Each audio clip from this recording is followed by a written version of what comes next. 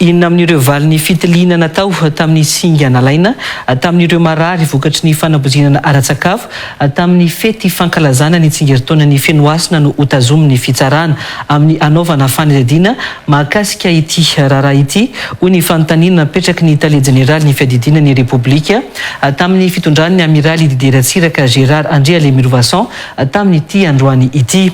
Raha ny valin'ny fitiliana hafa navoaka ny diaspora malagasy fanirisoa Herinaivo omaly tokoa mantsy dia singa metanol no hita tamin'ireo singa nalaina tamin'ny marary iray isan'ny narary tamin'ity fanabozinana ara-tsakafo ity nataona profesora vahiny iray hoy fanirisoa Herinaivo. Mety ho tena nahita singa datura sy beladona ihany koa nefa ny filoham-pirenena atao anatin'ny fitiliana singa hafa efa nataony raha ny nambarany Gérard Andrea Lemirovason. Hitaritra ny vaovao mahakasika izay miendrika zavatra tsima sy Andry Rabesotra. Metanol no hita tao anatin'ireo singa avy amina marary iray isan'ny narary vokatry ny fanabozinana ara-tsakafo tamin'ny fety fankalazana ny tsingeritaona ny fenoasina teny Ambomalaza natao fitiliana nampanaovina profesora vahiny iray antsoina hoe professeur Pascal Kins. Raha ny valin'io fitiliana io navoaka ny fanirisoa Herinaivo omaly raha sy lo na voamiany io marary iray io no voalaza fa natao fitiliana tamin'izany raha ny fanazavana. Sarina fitiliana miisa 5 nataon'ny profesora Pascal Kins ilo navoaka ny fanirisoa Herinaivo ireo ary avy any Strasbourg izay mamaritra ny daty ny 7 Jona 2024. Sarotra eritreretina nefa ny atongavan'ny alkôla izay misy ny metanol tamin'ny sakafo tamin'ny fety fankalazana tsingeritaona teny Ambomalaza ny 14 Jona 2024 lasa teo iny ka nahafaty an'ireo rehetra narary vokatry ny fanabozinana ara-tsakafo hoy ny Italie Générale ny fiadidina ny Repoblika tamin'ny fitondran'ny amiraly Dideratsiraka Gérard Andrea Lemirovason androany. Hoe raha metanol zany angambany tonga de alcool brûlé ne zany. Ny alcool brûlé vao manao passement de misy fofona de misy inona. Ka hitako hoe ahoana moa ny tongavany alcool brûlé amin'ny sakafo. Fa mety zangamba sy maraka an'le analyse hoe alcool brûlé ngenao le fanaovana passement iny de hitanao fa tena misy fofona be le izy tonga de eny be ka zany ny taratany amin'ny olona tany. De saiko angamba mety ny échantillon anisy alcool na sahala am'izany sy fantatro. Efa ambany kosa ny tahan'ny metanol anatin'ny toaka gasy ka tsy mbola nahitana hoe nahafaty olona hoy ity Italie Générale ny fiadidina ny Repoblika teo aloha ity. Fa manao fabrication alcool ny olona dia matetika asorina le metanol rehetrarehetra reny anaovana alcool médical. Izay vao ny ambanin'iny nanaovana alcool de bouche. Zay ny fabrication aloha zay. Raha mitentsika hoe toaka gasy.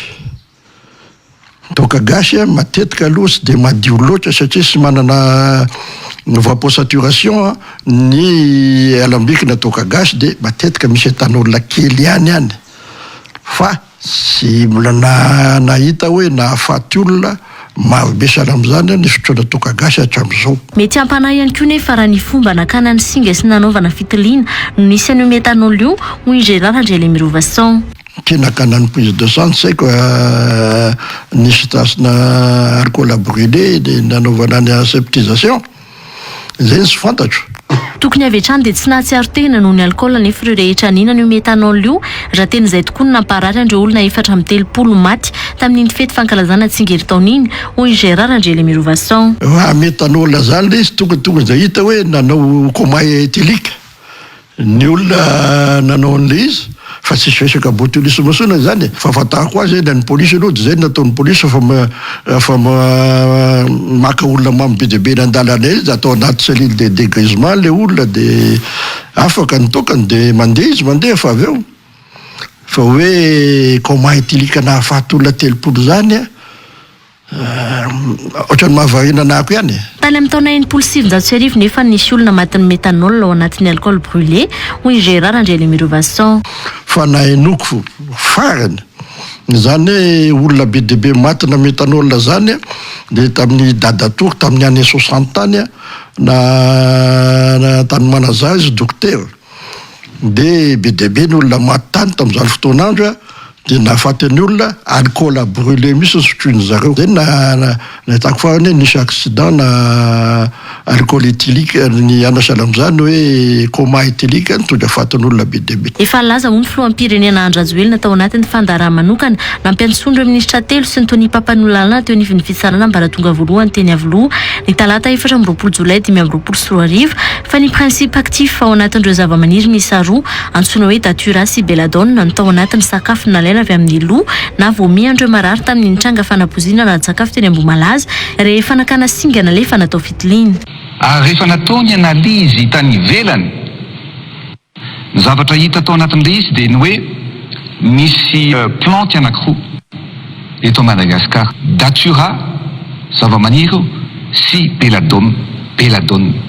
Ary ny datura io zany dia antsoina hoe appelé aussi herbe du diable. Ny principe actif ao anatin'io dia nahitana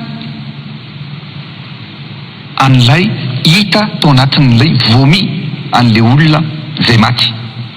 Nahitana principe actif na atropine, tsy misy dotina ray segondra. Mety samihafa nefa ny singa nalaina nalefa natao fitiliana hoy tale general ny fiadidinan'ny Repoblika tamin'ny fitondrana amiral Didier Ratsiraka.